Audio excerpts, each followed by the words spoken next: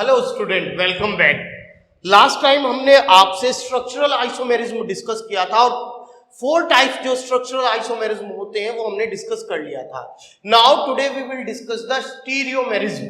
आज हम डिस्कस करेंगे स्टीरियोमेरिज्म। और स्टीरियोमेरिज्म में अगर मैं आपको बताऊं स्टीरियोमर्स क्या होते हैं, व्हेन टू और more complex have same formula. Formula क्या है? सेम है, स्ट्रक्चर भी सेम है, सेम स्ट्रक्चर, स्ट्रक्चर भी क्या है? सेम है, but different spatial arrangement, different spatial arrangement,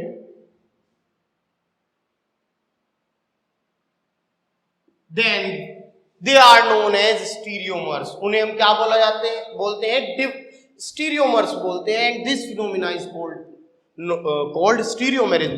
अब स्पेशल अरेंजमेंट क्या होता है? स्पेशल अरेंजमेंट 3 डायमेंशनल स्पेस में, सपोज कोई एक एटम है ए, सेंट्रल मेटल एटम, इससे 2 जुड़े हुए बी और ऐसे जुड़े हुए सी और सी। कुछ और प्रॉपर्टी हो रही है, अगर ये अरेंजमेंट चेंज हो जाता है, मान लीजिए ऐसे आ गया सी और इधर क्या आ जाए बी और इसके अपोजिट फिर बी और सी, यहाँ पे ये दोनों एडजेसेंट पोजीशन पे और यहाँ पे ये क्या है? एडजेसेंट पोजीशन पे नहीं है। तो सिर्फ क्या होगा? स्ट्रक्चर सेम है। अगर फॉर्मूला आप देखें AC2B2 यही है, इसकी भी स्ट्रक्चर क्या होगी? AC2B2। स्ट्रक्चर सेम है लेकिन स्पेस में अरेंजमेंट अलग हो गया, तब इस फिनोमिना को हम क्या बोलेंगे? स्टीरियोमेरिज्म बोलेंगे बेटा।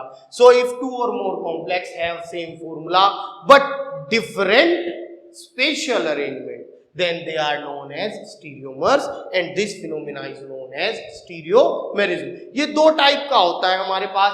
Number 1 is geometrical isomerism. जो पहला होता है वो ज्योमेट्रिकल आइसोमर्स होते हैं। ज्योमेट्रिकल आइसोमर्स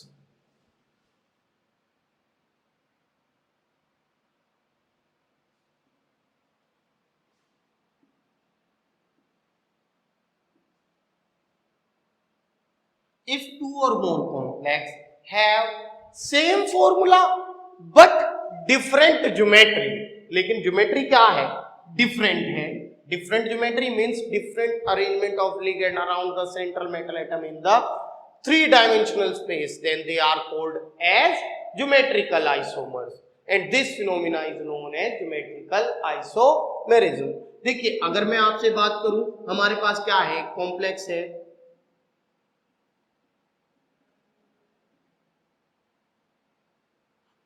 सिंपलेस्ट कॉम्प्लेक्स मैंने लिया,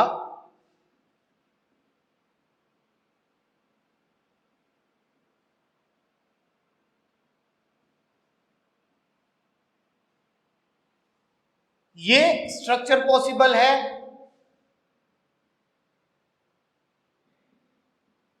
और ये भी ज्योमेट्री पॉसिबल है। So these 2 are geometrical isomer. Geometrical isomerism बेटा 2 टाइप का होता है, एक होती है सिस फॉर्म और एक होती है ट्रांसफॉर्म। सिस एंड ट्रांस, ठीक है। सिस फॉर्म अगर मैं बात करूं, आपके पास those arrange structural geometrical arrangement in which the same type of ligand present adjacent to each other, एक दूसरे के adjacent position पर है, तो वो हमारी क्या कहलाती है? cis। and in which these present opposite to each other are known as trans, तब हम उन्हें क्या बोलेंगे? ट्रांस बोलेंगे। अगर इसी में ही सोच के देखो, अगर ये ऐसे होता PT NH3 होल थ्राइव और SO4 सिर्फ एक ही होता, तब क्या ये डिफरेंट अरेंजमेंट बन सकता था? तब नहीं बनेगा, क्योंकि आपके पास एडजेसेंट और अपोजिट पोजीशन पर आने के लिए मिनिमम 2 लिगेंड का होना जरूरी है और एक लिगेंड का 2 बार होना जरूरी है, राइट। सो इसकी पहचान बहुत आसान है। ज्योमेट्रिकल आइसोमर वहां होगा जहां पर 2 टाइप के लिगेंड होंगे और हर लिगेंड मिनिमम 2 बार जरूर हो, 3 बार हो जाए, 4 बार हो जाए, कोई प्रॉब्लम नहीं। The complex should have the minimum 2 kind of ligand and every ligand should be present at least twice in the complex, then it will show geometrical isomers otherwise known, ठीक है। ये कोऑर्डिनेशन नंबर 6 में भी exist कर सकता है। अगर हमारे पास कोऑर्डिनेशन नंबर क्या है? 6 है, उसमें भी ये एग्जिस्ट कर सकता है। For example CR NH3 whole 4 Cl2 Br, right, this is a complex. अगर मैं ज्योमेट्री इसकी बनाता हूं, ठीक है, Cl ऐसे अरेंजमेंट हो सकता है, NH3 NH3 NH3 NH3, ठीक है। तो ये देखो, ये कौन सी है मेरे पास, ट्रांसफॉर्म है, ट्रांस। और अगर इसमें ऐसे लिख दिया जाए,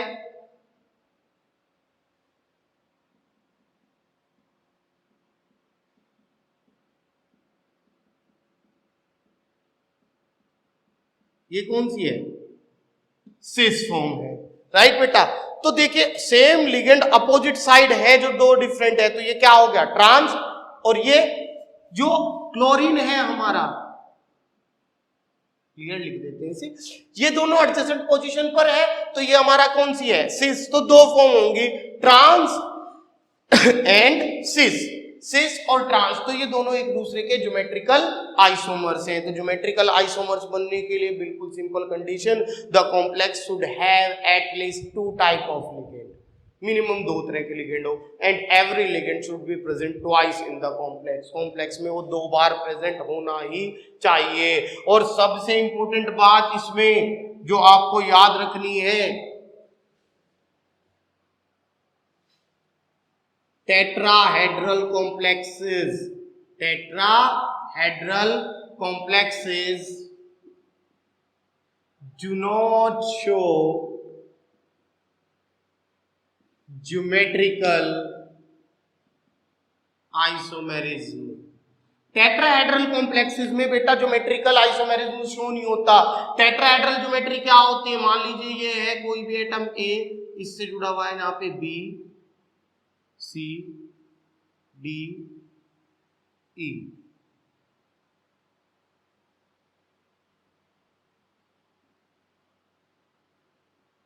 ये होती है tetrahedral geometry. Each angle is 109 degree 28 minute. आप कैसे भी किसी को कहां लेके जाए, the respective position of element with each other. अगर आप यहां से इसमें और इसमें एंगल देखें 109 है, इसमें देखें 109.28 है, तो चाहे आप डी को जहां ले जाए, बी को जहां, कुछ भी चेंज कर दे, पोजीशन चेंज नहीं होती लिगेंड्स की। इसीलिए टेट्राहेड्रल कॉम्प्लेक्सेस में ज्योमेट्रिकल आइसोमेरिज्म नहीं आएगा, याद रखेंगे। Tetrahedral complexes do not show geometrical isomerism, right. अब क्वेश्चन ऐसे बनते हैं कि बताइए इसके कितने ज्योमेट्रिकल आइसोमर बनेंगे। जैसे आपसे कह दिया CO इन होल 3 Cl3 कि बताइए इसमें कितने ज्योमेट्रिकल आइसोमर बनेंगे।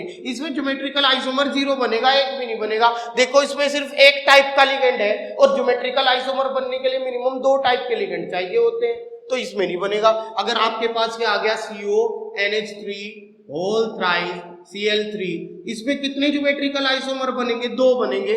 2 टाइप के लिगेंड है और दोनों 2 से ज्यादा है, तो एक सिस फॉर्म बनेगी और एक ट्रांसफॉर्म बनेगी। सेम एडजेसेंट पोजीशन पर है सिस और अपोजिट है तो trans. So those complex which have same formula but different arrangement of ligand around the central metal atom are called geometrical isomer. These are of 2 type, cis and trans. दूसरे optical isomers.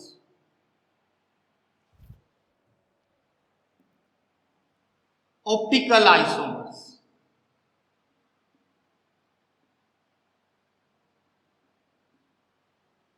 Optical isomers की अगर मैं बात करूं बेटा, if 2 or more complex have same formula and structure but different optical activity, जिनकी optical activity different है, means different effect on plane polarised light. अब ये ऑप्टिकल एक्टिव सब्सटेंस क्या होते हैं, ऑप्टिकल एक्टिविटीज पे मेरी ऑर्गेनिक सीरीज में जो optical activity of halo alkanes है उसकी वीडियो ऑलरेडी अवेलेबल है, आप देख सकते हैं। और वो लिंक मैं इस वीडियो के डिस्क्रिप्शन में भी जरूर दूंगा, आप पहले उसे देखें, ये आपको ज्यादा बेटर समझ में आ जाएगा, बहुत आसान है।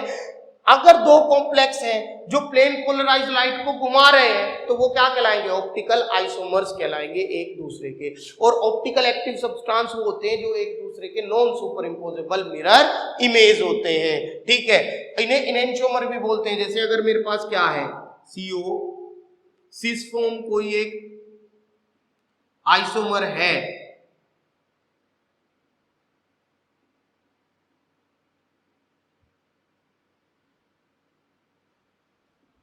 इसकी आप मिरर इमेज चेक कर ले बेटा, कैसी आएगी।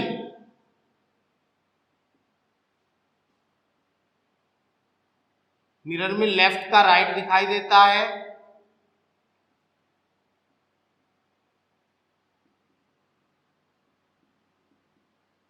ये देखो, इसे उठा के आप इसके ऊपर रखो तो यहाँ NH3 और यहाँ क्या है Cl, तो ये नॉन सुपर इम्पोजेबल है, non super imposable mirror image. तो ये ऑप्टिकल एक्टिव होगा, ऑप्टिकल एक्टिव। उस वीडियो में भी मैंने एक्सप्लेन किया है, जो non super imposable mirror image chirality होती है वो क्या होते हैं, ऑप्टिकल एक्टिव होते हैं। तो ये ऑप्टिकल एक्टिव है, यानी कि ये एक डेक्स्ट्रो रोटरी होगा और एक कैसा होगा लिवो, जो प्लेन पोलराइज लाइट को क्लॉकवाइज डायरेक्शन में घुमा रहा है डेक्स्ट्रो, और जो नहीं घुमा वो एंटी क्लॉकवाइज में घुमा रहा है लिवो। अगर मैं इसी का एक ट्रांसफॉर्म ले लेता हूं,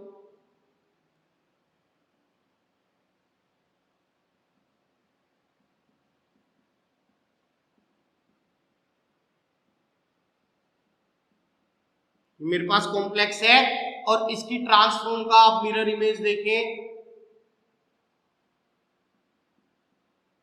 ये वाला इधर दिखाई देगा,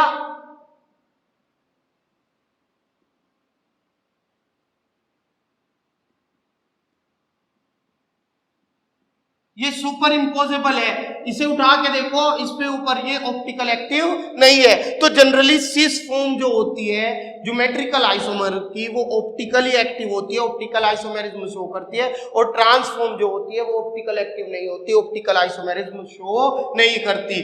ऑप्टिकल एक्टिव आइसोमर की खास बात क्या होती है, ये एक दूसरे के non super imposable mirror image है। इन्हें क्या बोलते हैं, इनेंशियोमर्स बोलते हैं। क्या बोलते हैं, इनेंशियोमर्स बोलते हैं। राइट बेटा। तो अगर आपको चेक करना है कि given substance is optical active और नॉट, तो आपको सबसे पहले उसकी मिरर इमेज बनाकर देखनी पड़ेगी। मिरर इमेज बनाइए और चेक कर लीजिए, ठीक है। और किसी में ज्योमेट्रिकल आइसोमेरिज्म एग्जिस्ट कर रहा है तो सिस फॉर्म उसकी जनरली क्या होती है, ऑप्टिकल एक्टिव होती है। तो ऑप्टिकल आइसोमेरिज्म के लिए बिल्कुल simple, if a substance show geometrical isomerism it will show optical isomerism, and other if it does not show geometrical isomerism then it may be optical active if it has the non-superimposable mirror image of its, if it has non-superimposable mirror image of its, अगर इसके पास इसकी क्या कोई non superimposable mirror image है तो वो optical active होगा। जैसे अगर अभी मैंने एक एग्जांपल लिखा था होल थ्राइस Cl3 कि बताइए, देखो ना तो इसमें आयनाइजेशन है क्योंकि दो डिफरेंट एनायन नहीं, ना इसमें लिंकेज है, ना वाटर है सोलवेट, ना कोऑर्डिनेशन, ना ज्योमेट्रिकल। लेकिन ऑप्टिकल, ज्योमेट्रिकल तक कोई नहीं, ऑप्टिकल के लिए क्या करें, इसकी मिरर इमेज बना के देखें। इन मतलब दो बॉन्ड बनाता है, ऐसे ही इन ये होता है इन डाइडेंटेड लिगेंड है, और इसकी मिरर इमेज अगर आप बनाएंगे तो क्या आएगी,